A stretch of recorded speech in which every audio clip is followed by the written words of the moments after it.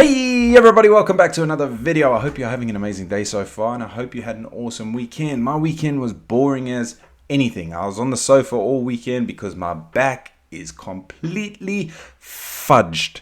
It is so sore. My leg is numb, which the kids find hilarious. Can you feel that? Can you feel that? Can you feel that? I'm like, no, I can't feel it, but let's just calm down in case you stick a pen or something in me just now. Let's relax ourselves here.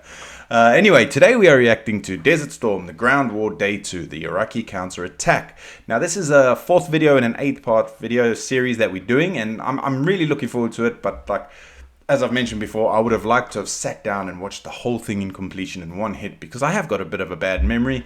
And yeah, I'm one of those people, if I find something, I like to sit down and just watch it till it's done, really. So I'm really looking forward to this. My son actually wanted to join me today, and I said to him, listen, mate, rather wait until I've finished and then we can sit down together and watch the whole thing. He will probably be joining me on another video later on, though. And they really want to be on these videos. I wasn't sure about putting them on the channel, but they love it. So yeah, I love doing it with them. So we'll probably do a couple today as well. But yeah, if you haven't done so already, please make sure you hit the subscribe button. And if you're feeling extra frisky, you may as well give the video a like as well. I do have a Buy Me a Coffee page and a Patreon page linked down in the description if you want to help support the channel. Any money made off there is going towards our trip to the States next year. But please feel no obligation to do so, guys. Rather buy a loved one a coffee or a beer or something, okay? And without further ado, let's get into the Desert Storm, the Ground War Day 2 Iraqi Counterattack.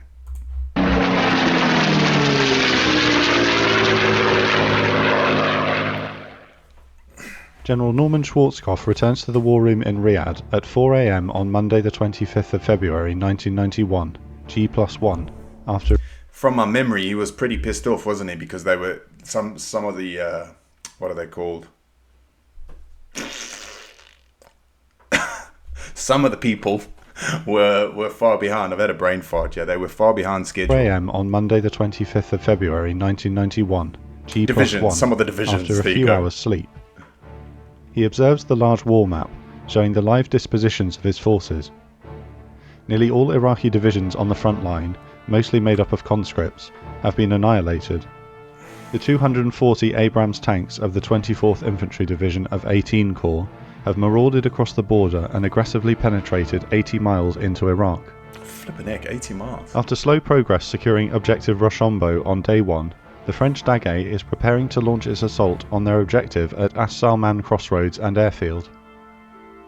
After their daring helicopter assault behind enemy lines on day 1, the legendary and respected 101st Airborne have progressed the construction of their forward operating base at Objective Cobra and prepare to launch an... Of course, sometimes you forget about that. Hey, they have to construct their bases and everything so they can get set up and like have a stronghold. I forget that sometimes. There's so much going on. There's so many moving parts in this. It's not quite as simple as, like, I'm guilty of it. Like you see in the movies and that, they're just like, oh, they're going forward. But the planning and the moving parts that are all involved, like, okay, we've got to get a stronghold. Yeah, we've got to build a base. I sometimes forget about that. So I'm glad this guy puts as much information as he does in this video. New advance to take and cut off Highway 8 in the Euphrates Valley.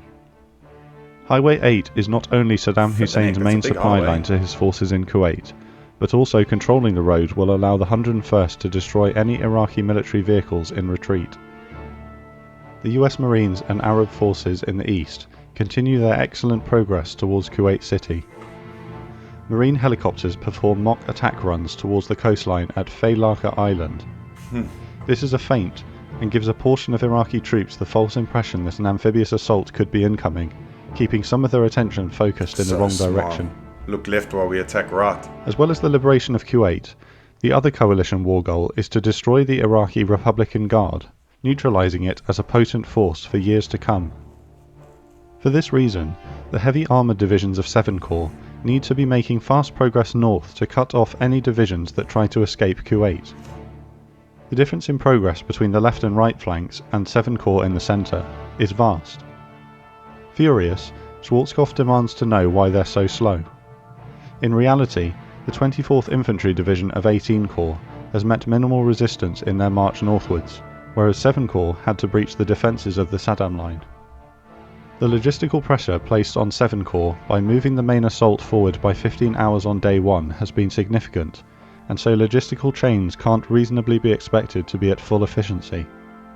Some in Schwarzkopf's circle of staff officers believe that he knows more than he lets on, and is simply exaggerating for effect to light a fire under his generals. The first action of Day 2 takes place on the western flank of 7 Corps. The 1st and 3rd Armoured Divisions are manoeuvring across the desert to catch up with the 2nd Armoured Cavalry Regiment already in Iraq. They hope to reach the supply depot at al-Bashaya later on, before dark. 1st Armoured's Divisional MLRS battery covers the mass of Abrams tanks as they roll forward. The conscripts of the Iraqi 806th Infantry Brigade are the unfortunate souls to... Yeah, the cannon fodder, wasn't it? They were basically... They didn't want to be there as much as anybody else, really, and they just got... They were basically cannon fodder. Conscripts of the Iraqi 806th Infantry Brigade are the unfortunate souls to be the first unit in their way. Sure. The display of firepower brought against them is short but very violent. Like the other conscripts on the front line, their resistance to the tank assault is minimal, and they surrender as soon as possible. The 1st Infantry Division advanced beyond the remnants of the Saddam line to clear the area beyond of Iraqi units. Once they're happy that the area is clear, they begin to guide the British 1st Armoured Division through the breach at 10 AM. The plan is to line up the divisions of 7 and 18 Corps in an echelon right formation, stretching from the Kuwaiti border to Highway 8, and then wheel the 2 corps in a right turn to hit the Republican Guard armoured divisions en masse.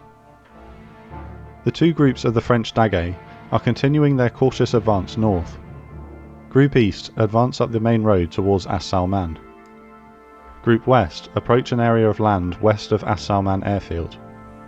At 9:30 AM, French Gazelles of the 3rd RHC attack a few scattered Iraqi armoured vehicles with anti-tank missiles and fire short bursts of 20mm cannon fire near trenches. Again, the defending Iraqis have no desire to fight, and this is enough for them to surrender. The Gazelles continue to hammer bunkers. A short artillery burst covers the French tanks moving unopposed into the objective. An Iraqi with his arms aloft holds out a surrender leaflet dropped on his troops days earlier, furious that his comrades had to endure an hour of artillery and helicopter attack before being given the opportunity to surrender. Flippin' heck. Group East so encounters much damage is done in an hour, isn't there? Flippin' heck.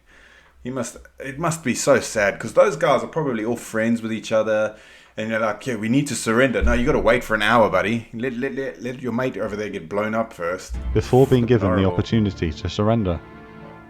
Group East encounters a company of Iraqi T-55 tanks. I heard that wrong. 2 Gazelles and an A-10 batter the column, destroying half of the 15 vehicles, and French tanks roll forward to finish them off. Given the hopelessness of their situation, nearby Iraqi infantry show courage standing up to the French tanks, firing RPGs at close range. However, they are eventually overcome by machine gun fire from the tanks. Group East continue moving north. Simultaneously in Kuwait, the Arab forces of Joint Forces Command East are moving up the coastal road. They're about 12 miles southeast of the northernmost US Marine elements. The commander of Task Force Papa Bear of the 1st Marine Division believes that a series of overground pipelines and sabotage burning oil wells to their east are enough to deter an enemy attack to their flank. They're wrong. Thick morning fog covers the advance of a recon unit of T-55s against Papa Bear's command post. Nobody spots them break through the fog, and the Iraqi tanks open fire into the command post tent. Holy shit. Miraculously, nobody inside is hit. Chaos erupts as Marines return fire with anti-tank weapons and small arms fire. Had the Iraqis taken advantage of the chaos and continued to press their attack, they could very realistically have overrun the command post. An American corporal bravely charges at the tanks on foot and destroys a T-55 with a shoulder-launched AT-4. As the fog begins to lift, it's clear that a significant counterattack is in motion. 8 miles north, Iraqi artillery zeroes in on the 1st Marine Division forward command post, likely using radio direction finding equipment to lock onto and home in on the command post radio antennae farm. This post is currently hosting the 1st Marine Division commander, Major General Mayat. Iraqi BMP armoured personnel carriers open fire through the mist from a tree line to the east. Infantrymen disembark, and small arms fire and anti-tank missiles streak into the Marine encampment. The Iraqi force is brigade strength, and is now just a few hundred meters away. 7 Marine LAV armoured personnel carriers and 40 infantrymen respond, forming a line and returning fire with small arms and anti-tank missiles, and the LAV's 25mm cannon. Realising the seriousness of their situation, the Marines request all available nearby Cobra attack helicopters to beat back the enemy line. The Iraqi troops are too close for Marine artillery support. The first of the responding Cobras scream in and hammer the enemy line with cannon and rocket fire. Seeing the Cobras, Captain Stephen Ray, commanding the LAV platoon, orders an aggressive counterattack against the larger Iraqi force. There's only 7 of them. They roll forward, stopping only to reload their 25mm cannon with fresh belts of 600 rounds. Iraqi gunnery is terrible, and they score no hits on the marauding LAVs. None. More Cobras arrive to join the Marines lighting up the tree line. The aggressive move forces the enemy to retreat through the woods. Ray continues the pursuit for a kilometre. Satisfied that the majority of the brigade's vehicles have been destroyed, he shows mercy and allows the last of the disarmed fleeing Iraqis to escape. With 38 vehicles destroyed and 300 Iraqi prisoners of war, Captain Ray... Holy crap. Okay, they had air support, but that's amazing. There was only 7 of them. 38 vehicles destroyed and 300 Iraqi prisoners of war, Captain Ray is awarded the Navy Cross, second only to the Medal of Honor for heroism. Damn right, mate. Task Force Papa Bear have M60 tanks immediately available to hit back against the attacking Iraqi forces, and with the fog lifted, a large tank battle is in progress.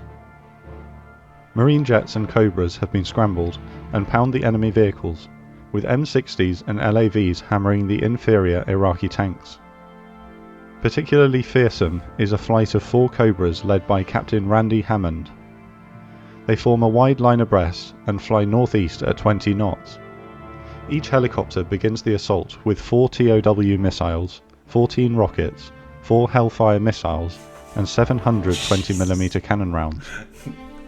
They expend their entire munitions load in just 10 minutes. Over the next couple of hours, the Marines wipe out 2 enemy brigades, including nearly 100 armoured vehicles. Holy crap. The US 1st and 3rd Armoured Divisions are making their way north towards Al-Bashaya, sweeping over all resistance. The British 1st Armoured Division is continuing its transition through the safe lanes of the Saddam Line. The 1st Cavalry Division advances into Iraq, skirmishing with Iraqi armour on the right flank. At just after midday, 60 Chinooks of the 101st Airborne from the forward operating base at Objective Cobra arrive at an area of land 27 miles southwest of Highway 8. They don't have the range to reach Highway 8, so each drop 2 Humvees with TOW anti-tank launchers. These vehicles immediately depart northeast towards a rendezvous area near the highway. In 4 hours' time, Black Hawks will deliver the main infantry assault force directly to the rendezvous point, where the plan is for the combined force to take the highway together. However, heavy wind and rain has turned the Humvee's route into a muddy bog, and progress is nearly impossible. The French assault on the airfield at As Salman is ready to proceed at 2:30 p.m. First, a squadron of A-10s roll in to drop bombs on the hangars and bunkers. Following them, Gazelles move in to attack vehicles and bunkers with anti-tank weapons. 900 artillery and mortar shells are lobbed into the airfield as the 3 ground assault teams breach the perimeter. Team 1 clears the hangars. They are literally just obliterating everything. There's so much damage. Holy crap. Must have been terrifying, man. On the west side of the airfield. Team 2 clear the hangars on the east side, and then the tanks of Team 3 smash through the fence in the centre and clear the buildings on the other side of the runway. If there's any buildings Destroying left. a single tank, the Dagay finds the airfield abandoned and begin to clear the area of anti-personnel cluster bomblets dropped on the runway during the air campaign. At 4:10 p.m, the Black Hawks of the 101st drop their infantry into the muddy bog a mile south of Highway 8. The mud is almost knee-deep and oozes into the infantryman's boots. Every man displays a gutsy determination, trudging through the mile of thick mud towards the highway, carrying 120-pound packs. The artillery and Humvees dropped by the Chinooks earlier are delayed. The going is so hard that the second lift of infantrymen is cancelled until the following day. It takes several hours to make the gruelling march, after which the 101st set up roadblocks in 2 places along Highway 8. Mercifully, they meet little resistance. Their first catch is a convoy of 4 trucks. American machine gun fire rips into the lead vehicle and the convoy halts, the drivers running away into the night. With hopes and dreams of a shipment of Scud missiles and tank shells, scouts search the vehicles. They report of a shipment of onions. At 6 p.m, one brigade of the British 1st Armoured Division is through the breach and clearing pockets of resistance northeast. They form the southeasternmost point of the Great Echelon, stretching northwest beyond al-Bashir. Bogged down by surrendering Iraqis, the 1st Armoured Division postponed their assault on al-Bashir until tomorrow morning. With orders to find the enemy, but not to become decisively engaged, the 2nd Armoured Cavalry Regiment probes east into the night towards Kuwait. They encounter and skirmish with the Iraqi 50th and 37th Armoured Brigades, screening units for the Tawakalna Republican Guard Division waiting in the darkness.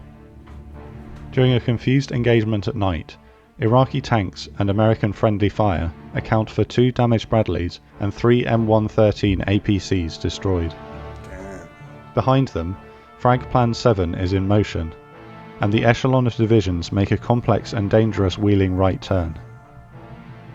The manoeuvre is hazardous because excitable and enthusiastic tank crew might mistake vehicles from other friendly divisions around them for enemy units, especially at night through their infrared sights in bad weather. Yeah, I did bring it up on, I think it was the not the last one, the last longer video, the day 1. It must be so difficult. Like, it sounds horrible. There must have been a lot more friendly fire that we know about. Well, not that we know about, but you know what I mean. It must have been so hard to distinguish who's who when there's so much going on, and then you're doing it at night as well.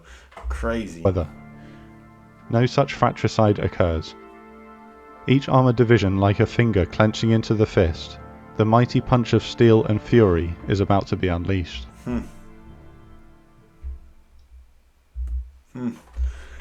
Sorry for all the fidgeting, guys. I'm actually in quite a lot of pain.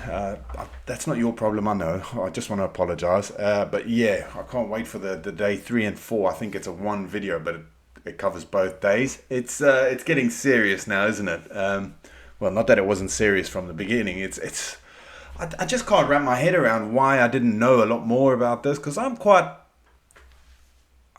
like into my war stuff. I love that sort of thing. I'm really like, I read up a lot on World War I and World War II, and this has just escaped my radar for some reason. So I'm so glad to the person who recommended it to me. Yeah, I'm so thankful rather.